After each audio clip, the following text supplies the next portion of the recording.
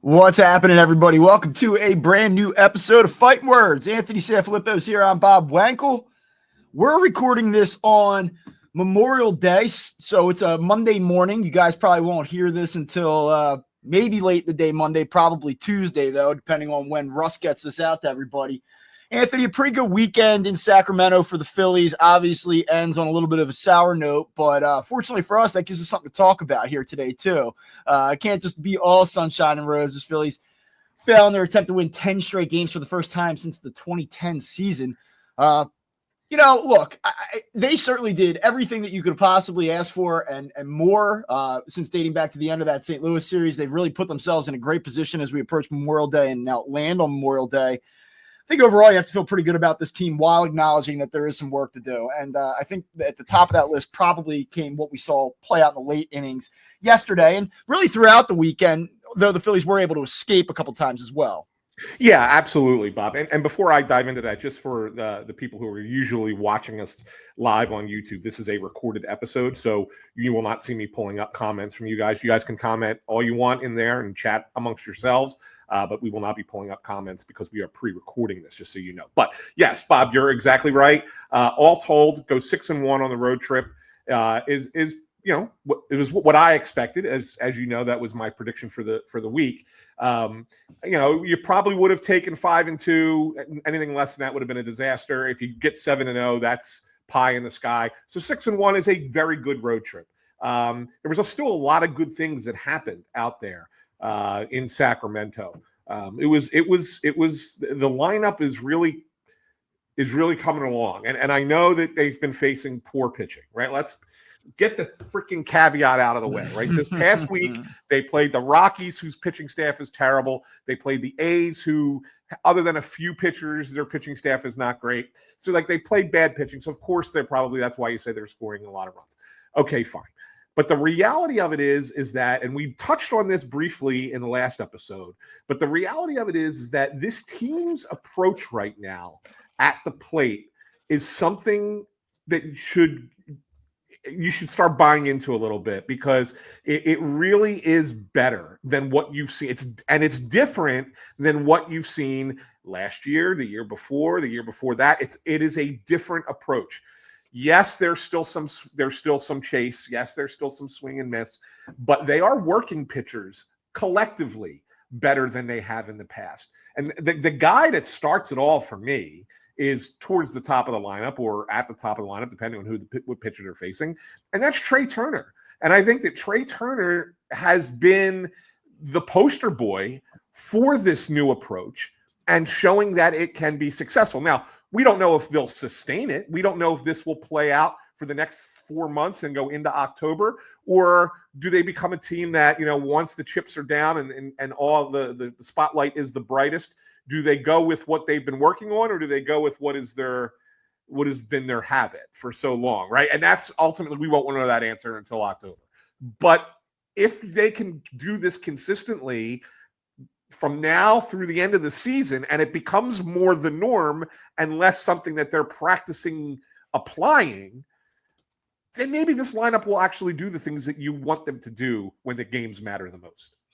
Yeah, and look, I mean, yesterday they fall behind early 3-0, and there's a lot that you could say about yesterday's game specifically, and I give them credit for piecing it together, getting back into the game without really a big offensive performance. They had to be a little bit creative in doing it. Obviously, Turner delivers a big home run at the end of the game, or near the end of the game, and you're just looking at this team and you're saying, it does look a little bit different. It does look a little bit different. And we talked a lot at length really late last week about how this team is vastly different than a year ago. And now I believe entering yesterday, they had jumped into the top 10 in home runs, but I had mentioned that the on-base percentage was top 5, batting average was top 5, strikeout percentage was top 8.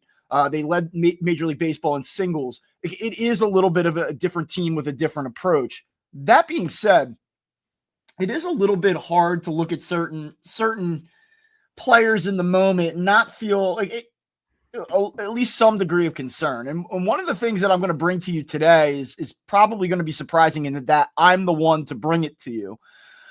We all know that how Alec Boehm started the season, and you know my big takeaways with him: lack of power. I want a corner infielder to drive 20, 25 home runs in a season, not be essentially a slap hitter. I know that he's up to 4 now. 2 of them have come in minor league parks. The whole deal. I think we might be getting to a point, though, when you look at his numbers over the last 30 games, he's hitting 330. Over those last 15 games, he's hitting 357. Isn't it time for Alec Boehm to jump J.T Realmuto in the order here?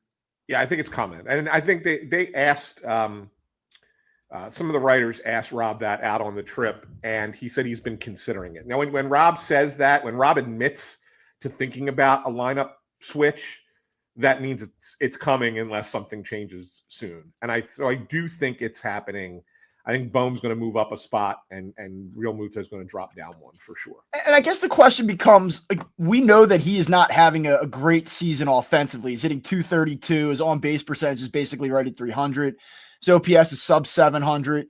It's probably fair to say, as far as JT Realmuto goes, that we're approaching a point where he may be in decline. I mean, he is 34 years old. He's caught a ton of innings for this team.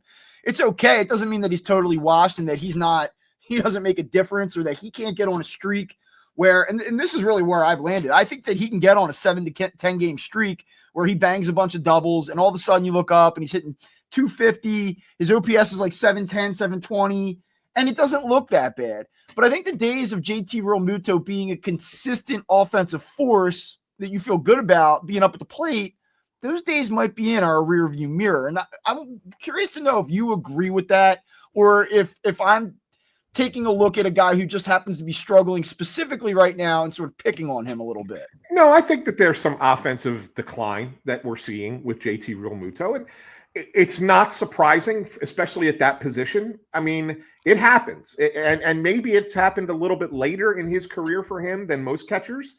I mean, you don't usually see catchers over 34 being big offensive producers, right? I mean, go back in history, there's only a handful that have, and those are the greatest catchers to ever play the game.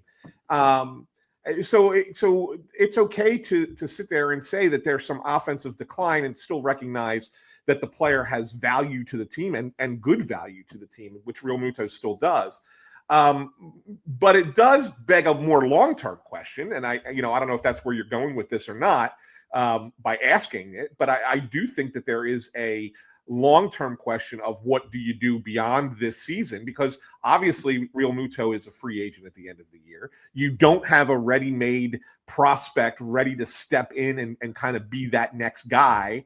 So are you going to, hold your nose and give him a contract that maybe you don't want to do for 2 years until that next prospect, Eduardo Taid, is ready? Or do you say, you know what, we'll go a cheaper option that's out there in free agency, that's a veteran in baseball and might not be as good as JT is right now, but it's a step down? I think those are the questions. And there's certainly a ton of games left in this season, and it'll work itself out, or there'll probably be more of a data collection here that makes what they should do beyond the season more evident.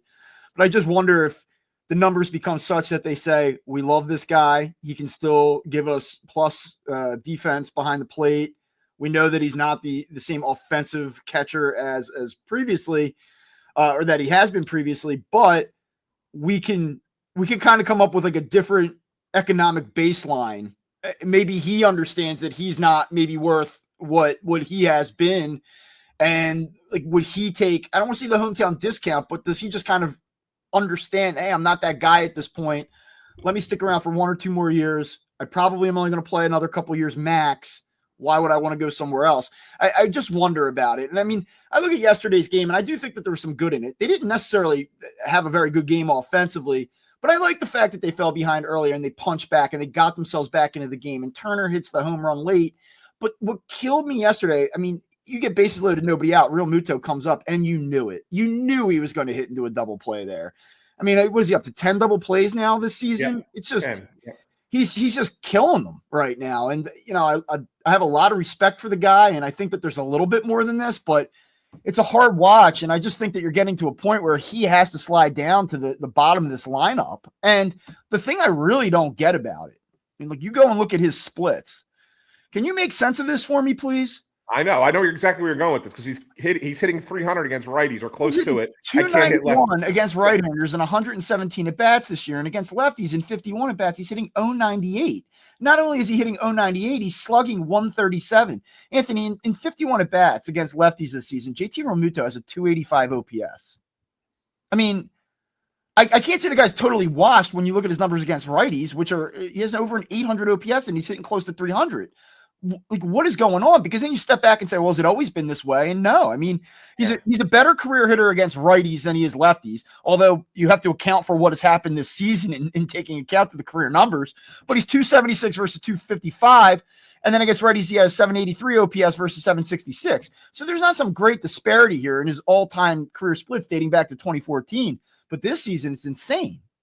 Yeah. I think that he's susceptible to what lefties throw him, and it's weird to say it that way. I mean, it seems like a Captain Obvious answer, but the reality of it is that the way that the pitch moves coming out of a left-hander's hand is where his biggest weakness is in his swing right now.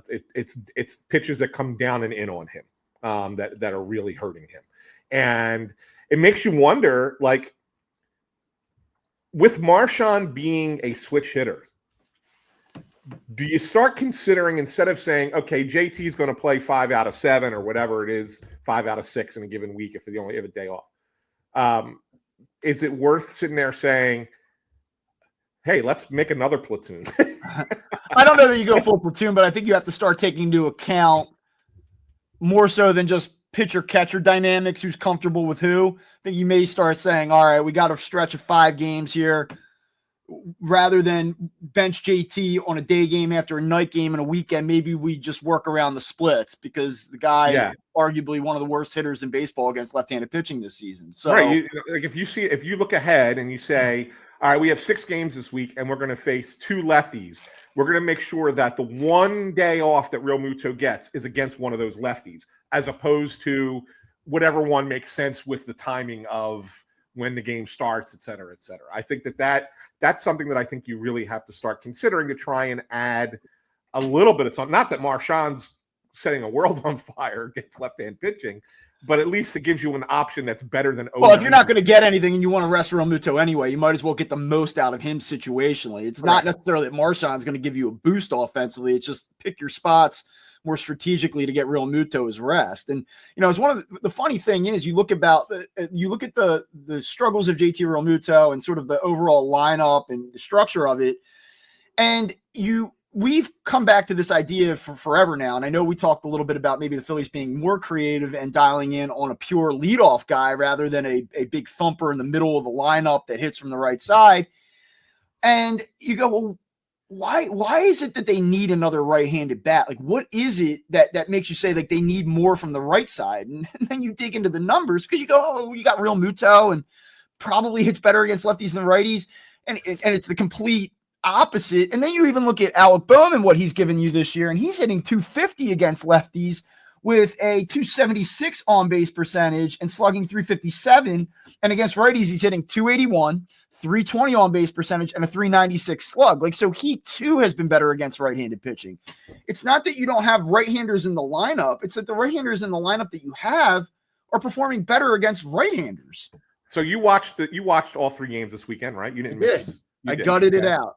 Now, I'm not saying that there's another hitter that's going to be available like this guy, but you got to watch Jacob Wilson at the plate, right? Yeah. And how he just gets on base and gets on base and gets on base, and he's in a thorn in your side. And people are talking about how, like, Stephen Kwan would be like a perfect Philly. Yeah. Could you imagine this guy in Philadelphia? Oh my God. People would be like, they'd be building statues of this kid. Okay. He's annoying. He's kind of got that pest type of vibe about him, and yes, and a lot of activity in the box, and he doesn't stop moving. Like it's nonstop movement. I don't know how he does it, man. His feet are moving as he's getting ready to swing. Like it's crazy to me. But you don't change what works, right? And that kid can really hit. But my point is that that's the kind of hitter that this lineup needs right now, I think. And it doesn't have to be a top of the order guy.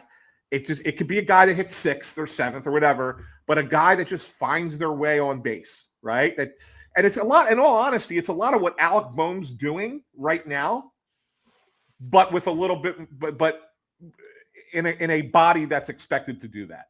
Right. You know what I'm saying? As Yeah. opposed to being a hulking 6'4" guy who's a singles hitter. Yeah, I mean, look, you're right. The other guy too that you kind of like look at, and he does give you the splits that you expect. He's much better against lefties this season than righties, Nick Castellanos. But even for Nick, I mean, look, he's hitting 333 against lefties, and you say, all right, that's good. And his on base percentage is 390 against lefties, which is outstanding. And he's slugging 478, and like that's okay. But the issue is that when you look at his numbers, it's a lot of singles. I mean, he's 23 for 69. He has 7 doubles, no homers, and 1 home run though. And it's like, again, you have middle of the order guys, right-handed, like no thump against lefties, and that's what kills you. I mean, as far as Nick goes, like yes, the numbers are good, but you just aren't getting power production against lefties the way that you want to, other than Kyle Schwarber, who's unbelievable what he's doing against lefties. I mean, he's got more home runs against left-handers than some teams. He's been far better against lefties this season than against right-handers.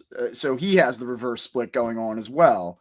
You know, I talked to Mike Gill last week. I did a 10-minute thing with him on air. And, you know, he asked me if they went out and got a big bat from the right side, how would you use it? Would you break up Schwarber and Harper to kind of give some balance? I said, well, why would you need to? I mean, Harper's going to give you a professional at bat either way.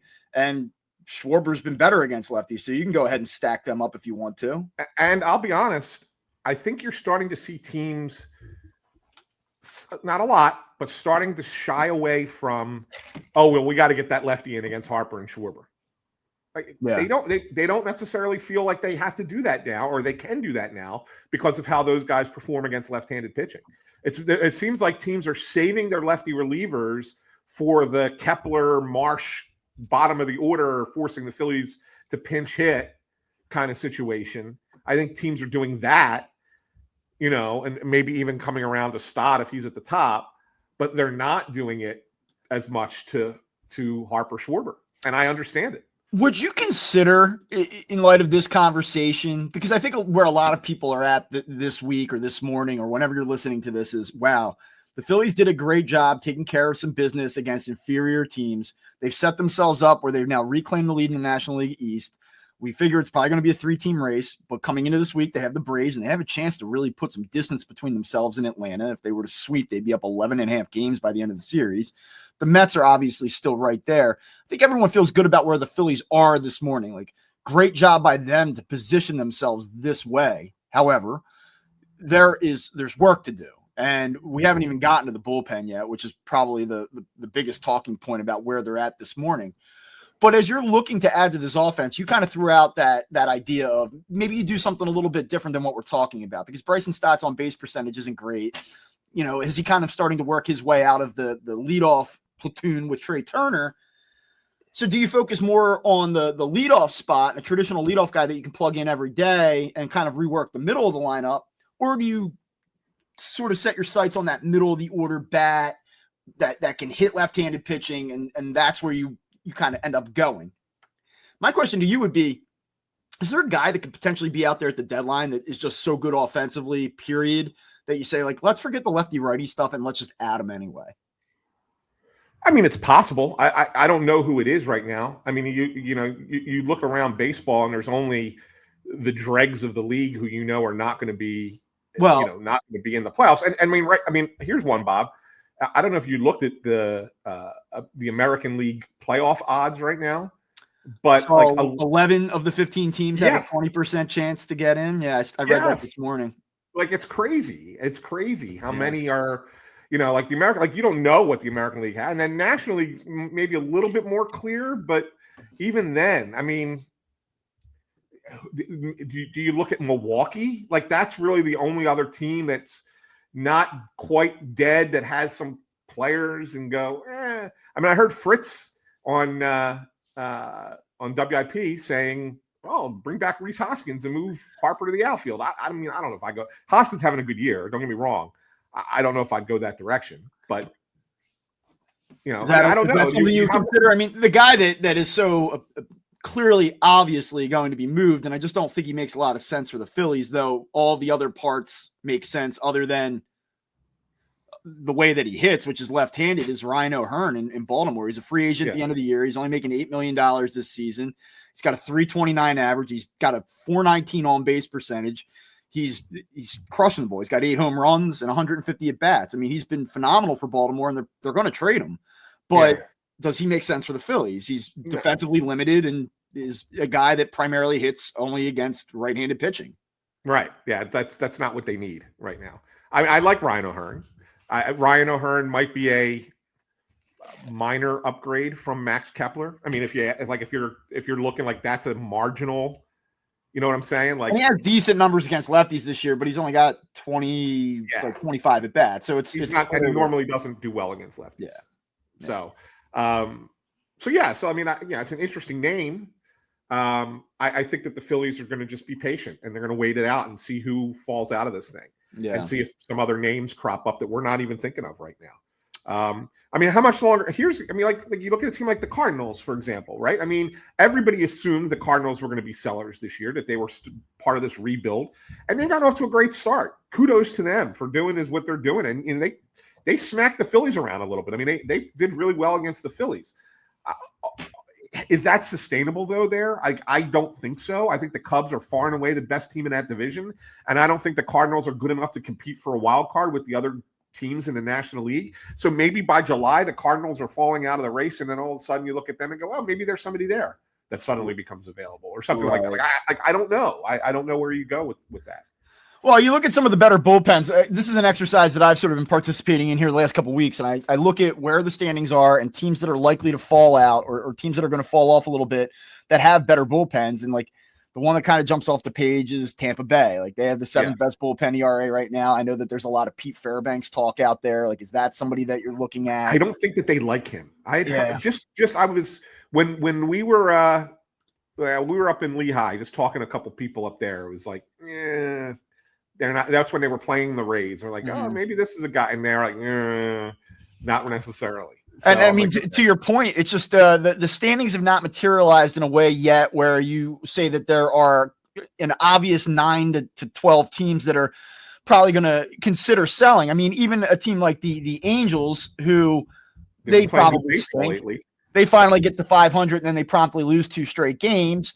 Like, but they could talk themselves into it this morning, even though they have a negative 50 run differential. I mean, like, they're still in arm's reach.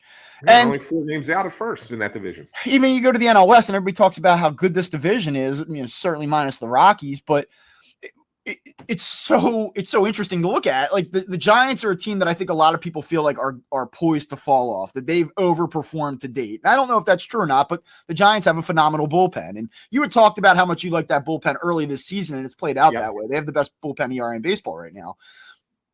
It's a stacked bullpen. But if a team like Arizona can hang in there and they're only a couple games out near the deadline, like they have an absolutely atrocious bullpen. They're going to drive up the market even further for those bullpen pieces. Like it's so hard right now to say beyond these are the areas of where they are deficient. They need to upgrade, but it's like, okay, how, who, what's it going to take?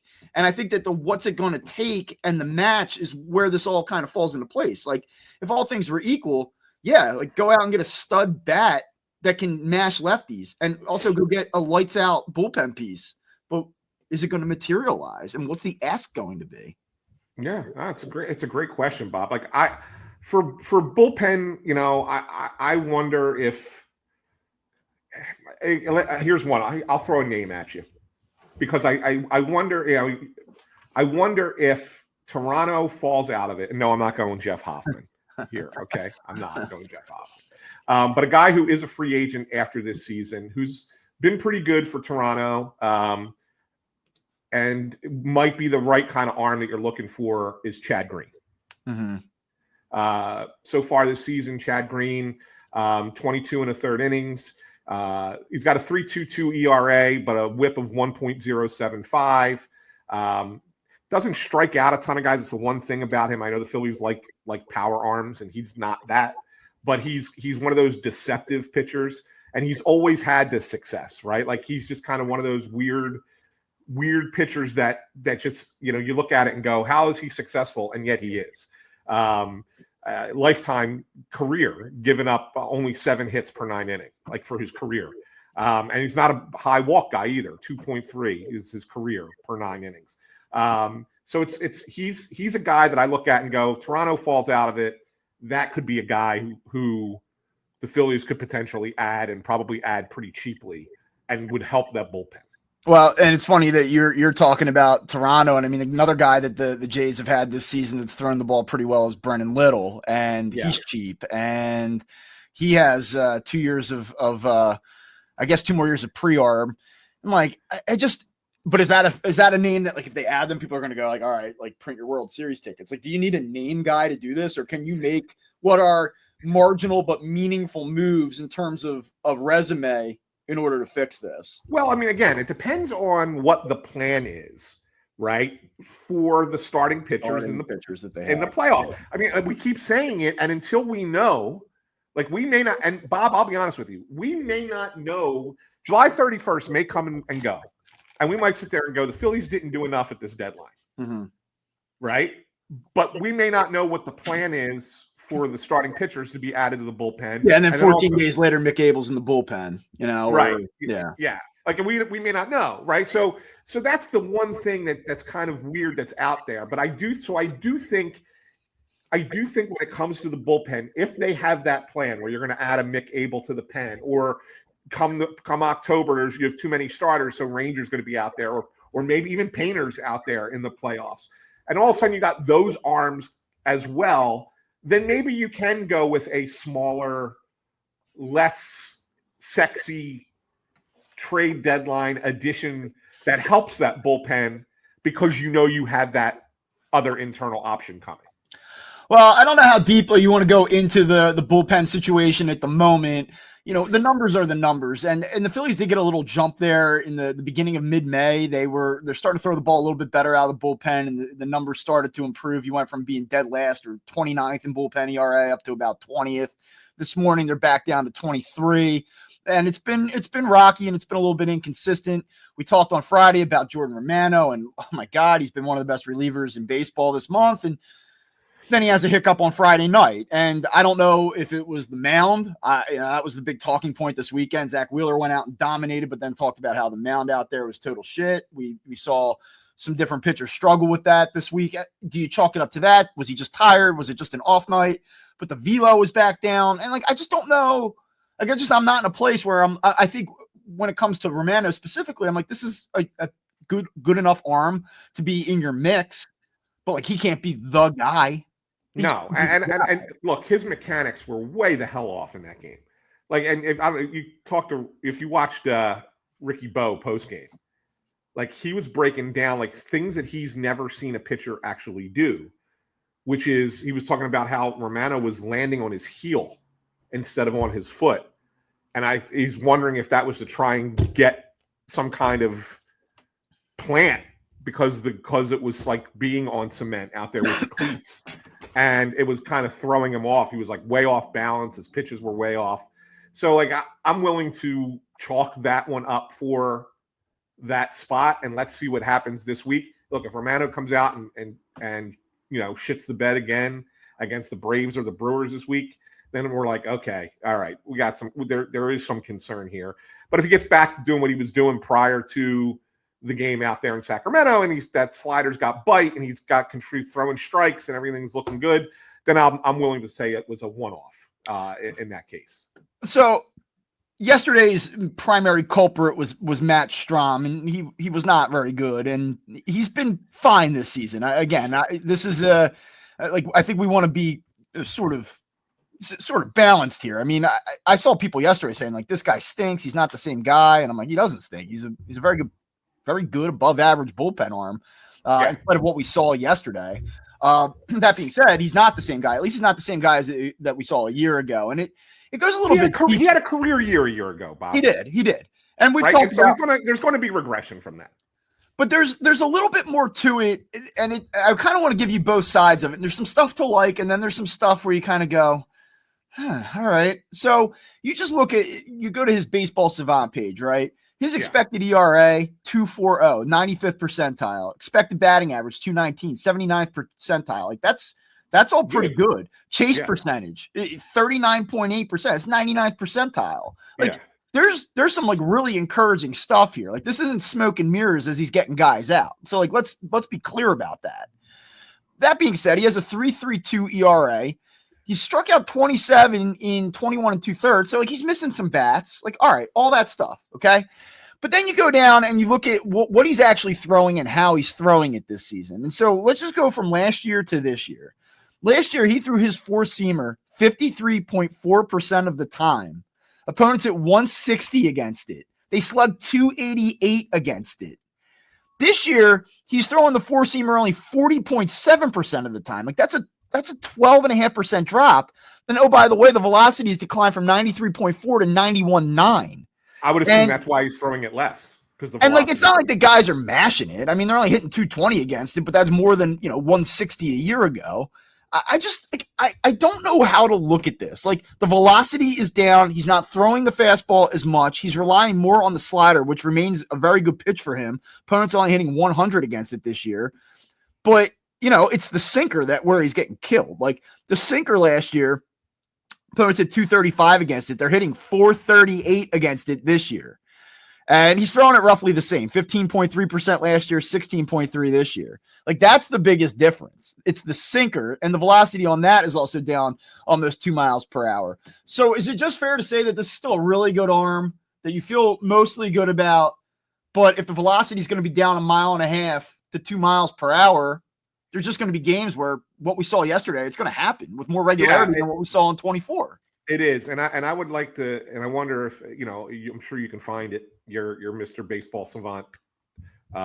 You're like an expert on finding things on that page. Takes me a lot longer. Maybe it's because I'm old. But I do look. I do look for these things. I'm just curious how many of those four seamers are he's throwing for strikes versus how many he's not. Yeah. Because then what I think you're getting, I would argue, if he's not throwing as many strikes with the four-seamer that he did from last year to this year, that what batters are doing are sitting on the sinker, waiting for the sinker. Because I think that they're looking for, if you're looking for a fast pitch to hit, that's the one to hit because it's not as good as his four-seamer. But if he's not throwing the four-seamer for strikes, you spit on it, and then you wait for the sinker to come out, and that's when you're able to drive it and have some success against it. So I could be completely wrong.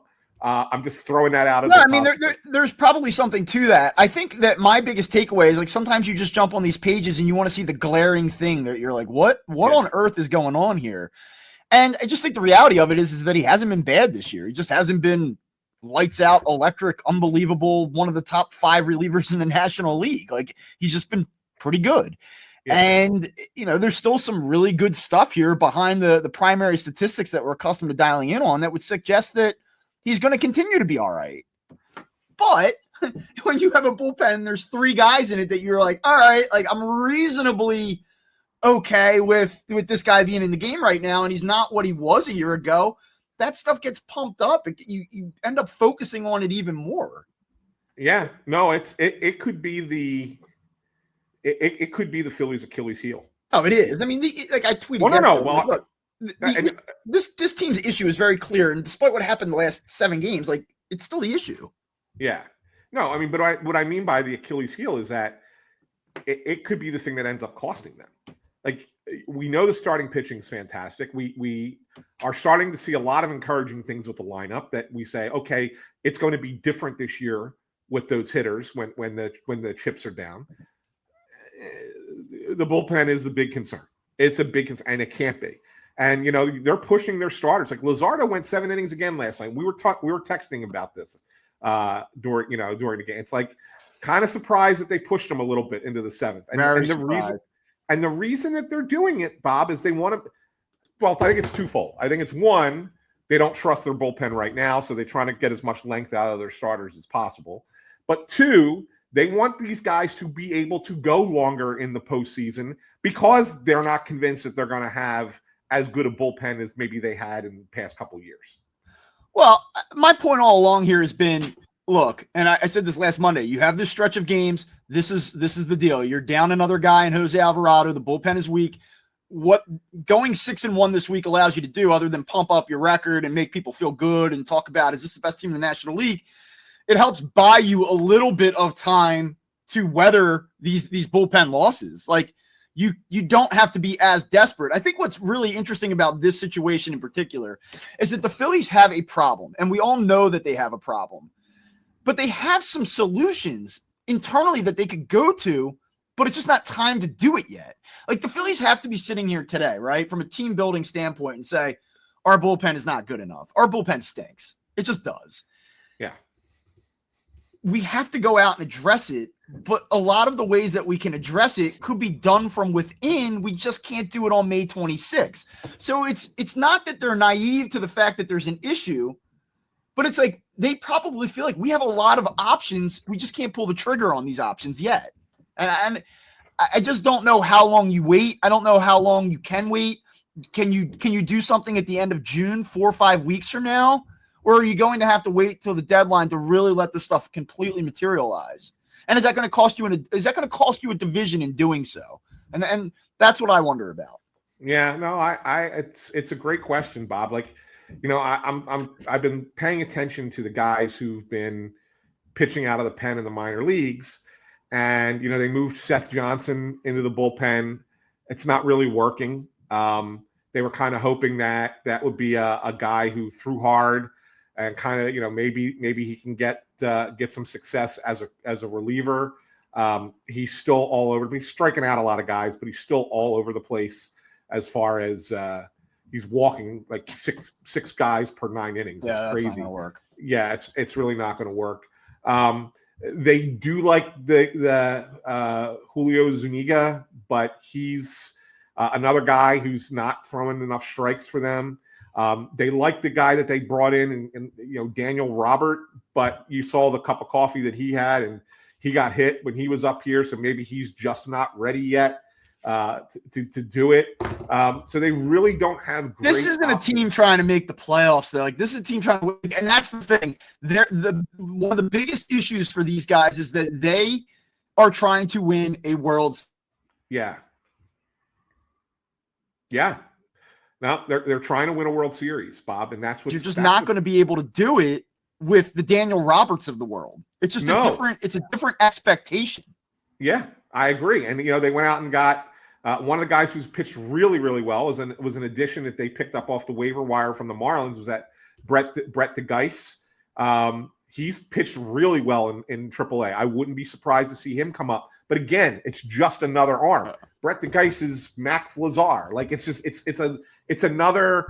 He's Andrew Bellotti. If you want a comparison to like previously, you're like, okay, guy could come in and give you some decent innings in the middle innings. That's great. It's not a back end high leverage arm. They don't have them. They don't have any of them, except if you think about turning Mick Abel into a reliever later in the year.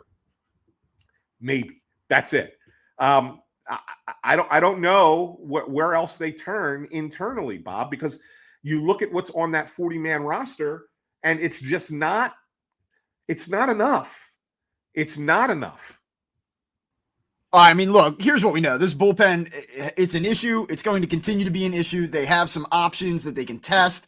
We assume that in time they will probably make substantial upgrades. I am at least reasonably confident that they will do so. I cannot see the Phillies flushing away this season that has started with such promise because they have a glaring weakness and they just refuse to address it.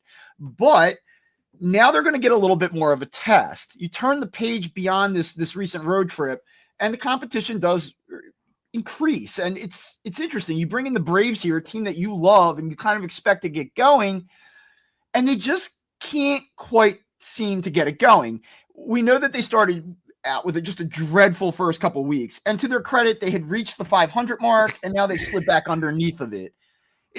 Do the Phillies have a chance to kind of mathematically, I don't want to say mathematically, like we're still in May, but if they were to go out and sweep this series, which I do not expect them to do, and they had an 11.5 game lead, would it be fair to say that this group of Phillies, with all of its veteran experience and this starting rotation, would basically create enough distance where the Braves aren't passing them? Yeah. And as someone who picked the Braves to win this division, I will say it, that if the Phillies sweep the Braves, which I don't think they will, but if they do sweep the Braves, that they will have put them far enough back that, barring some kind of catastrophic failure that is resulting of several injuries and whatever collapsing, that the Phillies will not be caught by Atlanta if they sweep this series. They made a change to their rotation, Bob. I guess with the off day today, they had a little bit of maneuverability that they could do. So they're going to go, instead of Taiwan was originally scheduled to pitch tomorrow, Tuesday, or today, depending on when you're listening to this. But the first game of the Braves series. And they changed that. He's now not going to pitch against the Braves at all. It's good. They're going to go with Ranger in the first game. Wheeler's going to pitch on Wednesday on regular rest. And then Sanchez is going to pitch Thursday. And they push Walker back an extra 3 days to pitch on Friday. This also coincides with the fact that Aaron Nola didn't throw his bullpen as they originally planned out in Sacramento. I think you mentioning the mound situation out there. If the main mound is not good, what do you think the bullpen mounds are like? So they're probably not wanting him to throw that bullpen out there. They wanted to wait till they got home for him to throw it. So it probably pushes him back a couple of days longer. Originally, I think there was a thought that Nola could pitch the final game of this homestand against the Brewers on Sunday. He's probably now not going to pitch until they're in Toronto the following next week. So they just kind of rejiggered the rotation. But I also think that they rejiggered the rotation because the Braves are struggling against lefties as well, and they wanted to get 2 lefties against them. And so there is that possibility. Like, if you're looking at it and going, hey, this team's struggling against left-handed pitching, we could throw 2 of our better lefties at them. And then, by the way, the other game we have Zach Wheeler. Yeah, we could, the Phillies are going for the jugular here. They're trying to put the Braves away. These rotations are set up in a way that it seems like both teams understand the importance of the series. I mean, the Braves are bringing it so far as that they can bring it. I mean, you're going to come out with Strider, Smith-Shawver, and then Sale, right? I believe in the finale. And Phillies have Wheeler going in the second game, and then Sanchez going in the third game. I guess my question as we try to set up this series, we know Phillies, Braves, the standings are what they are, and these two teams have a history and all of those things. I don't want to ask, is like this series more important to the Phillies than it is the Braves? The Braves are the ones that have to make up ground, so I would say it's more important for the Braves, and that feels like an obvious answer. But how about in terms of the way that this Phillies team is viewed and digested here locally? Are we bound for a situation where they go and they win 9 out of 10 games and go 6-1 on a road trip, and then they come back home and they lose 2 out of 3 to the Braves, which, by the way, would be the second series that they lost to this Atlanta team that hasn't even really played that well this season? Would we be sitting here on Thursday night kind of going like, man, like, dude, seriously, this team, man, like, all that for naught? Like, we know what this team is. This is what the Phillies are. Like, I almost feel like that the way that they've played over the last 10 days or so, it puts more on the line for them this week.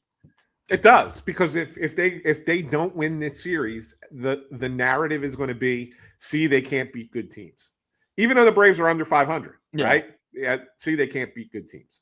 I don't think they're going to win this series. I don't. I think the Braves are going to win this series. We're going to have a good show on Friday then. I mean, that was what was hard about today. I was thinking about this show, and I'm like, well, they had a great road trip. Yes, it was a bad loss, but like, no, I cannot get on this show today and be like, how do you lose that game? Like, I can't do it. But you lose 2 out of 3 to the Braves or get swept at home by the Braves after everybody's been giving this team its flowers here recently. It does sort of lend support to the people that are like, talk to me when they play the Mets, talk to me when they play quality opponents. Like, and it would be hard to push back against that. At some point, you'd have to say like, hey, I hear you. I mean, we made the point the other day that you beat up on bad teams. That's how you get to 95 wins. That's how you get to 100 wins. But if they come into the series, and again, these teams aren't above 500, so it won't even apply. But we mentioned the other day, they're 12-13 against teams with winning records.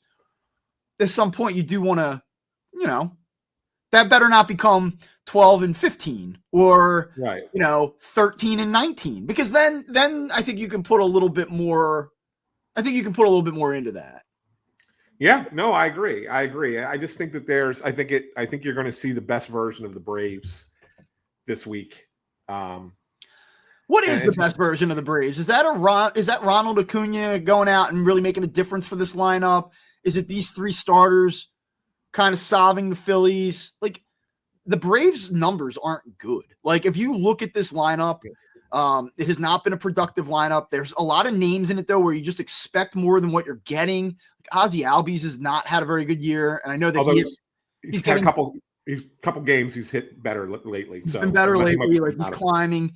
But it's just like, like the team is a couple games below 500, and you look at the numbers, and it's not hard to see why. Oh no, absolutely. There have been a lot of underperformers there. I mean, you can throw Michael Harris into that mix. Like, he's not been good at all for them, and so much so that he's now batting at the bottom of their lineup. Ozuna's Ozuna. Olson's underperforming, although he's still got an OPS over 800, but he's only hitting 238. Riley's been just okay. They don't have a shortstop. They don't have a left fielder. Like, there's some weaknesses right now with that team. Obviously, not getting, having Profar suspended hurt them. So they're going with Alex Verdugo now, who's basically just a guy, right? Nothing special. They're relying on a rookie catcher a lot because Murphy's not been great. This Drake Baldwin, who might be really good, has gone off to a pretty good start for them. But they got issues too, and their bullpen's not great. Iglesias has been terrible. So like, there's a lot of, if you're a Braves fan, there's a lot of concern there as well. That said, we don't talk about this team. Like, have they missed their chance? Did they blow it? Is the window closing? I think if you're a Braves fan, like, it's a good organization. They always have a way to recalibrate. I just feel like they're always going to be competitive each year. I do think that there's more to this team as well.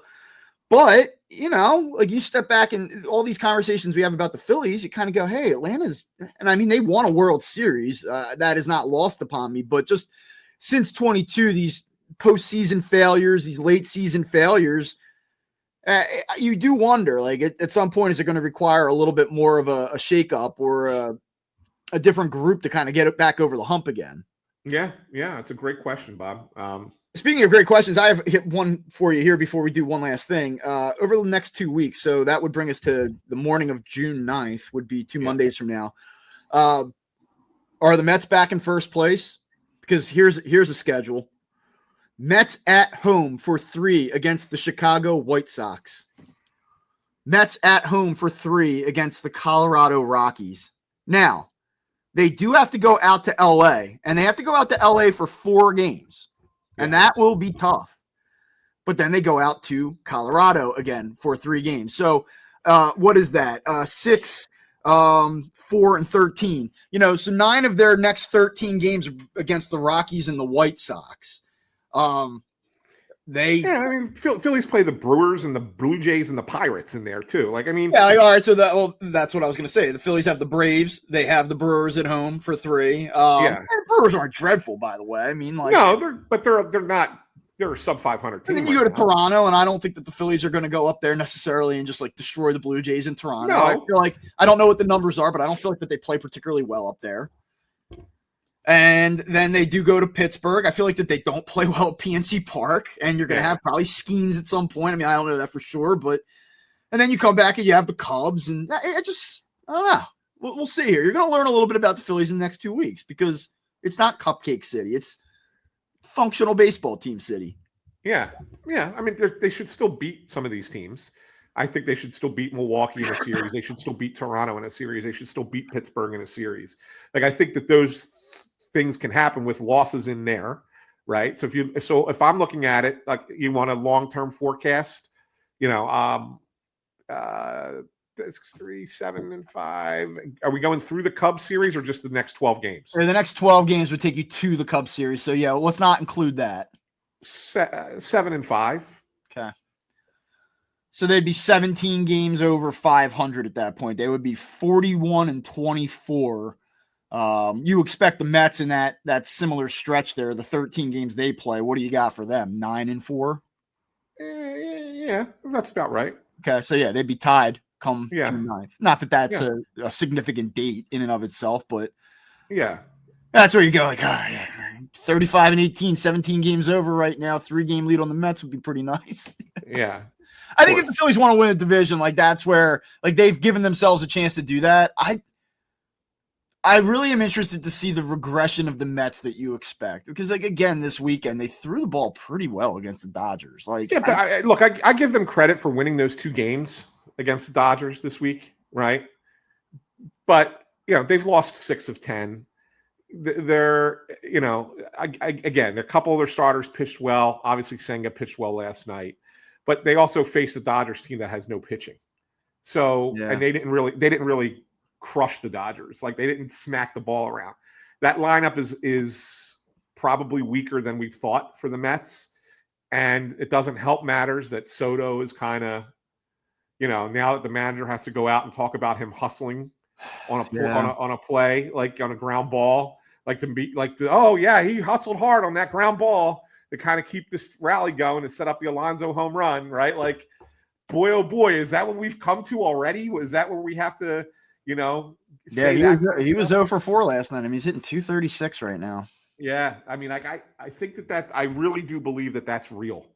I really believe that it's real. Not to say that Soto is not going to turn around and have a Soto type year, but I do think there is a malaise with Would him. that kill them if like Juan Soto becomes this like 260, 25 homer guy and he's just not what they expected? Yeah, because then they're basically the same thing they were last year, and you got to hope that guys get hot at the end of the year that, Would it kill them long term? Well, could they survive that? Like if that deal becomes a total whiff, or is it like, it's Steve Cohen, he's just gonna write it off, no big deal. Yeah, I mean they'll spend the money, but the reality is that what do you do with that? Like, does Soto try and force his way out after a couple years? Like that's the interesting thing. So yeah, like I do think that the regression has already kind of started. They're gonna rebound nicely here, like you said. They have an easy schedule coming up, and that's fine. Like that's part of it. Everybody has those stretches in their schedule. Everybody plays the same schedule. Yeah, everybody talks about, you play nothing but bad teams. Okay, but so do you. Like, and it's like the same thing. It doesn't matter. Well, let me finish the thought on the Phillies and Braves. If the Phillies sweep the Braves this week, which I kind of agree with you. Like, I have this feeling that this is going to be a week where they kind of take a step back and we're kind of like, oh man, like this, I don't know. I don't know what this team is. But if they were to sweep the Braves, is this city all in at that point? Like, I know the Braves aren't even that good, so like it shouldn't be like that much of a barometer. But like, city's not all in until they beat the Mets. Right now, this city is so focused on the same thing every time. That's the team that knocked you out of the playoffs last year, and you got swept by them up in New York.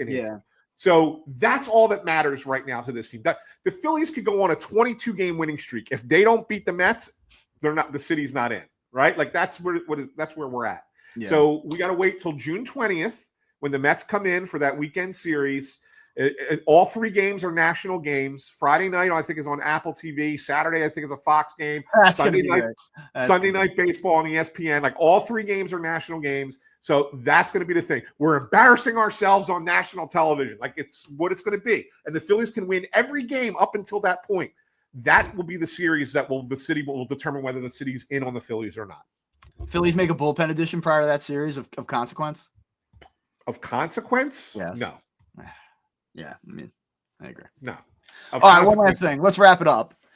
This has nothing to do with Major League Baseball. But I wanted to ask you if you saw what happened in the Southern Conference playoff game between Samford and Mercer.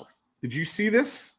I did not. No. Okay. So this is last night. I think it was last night.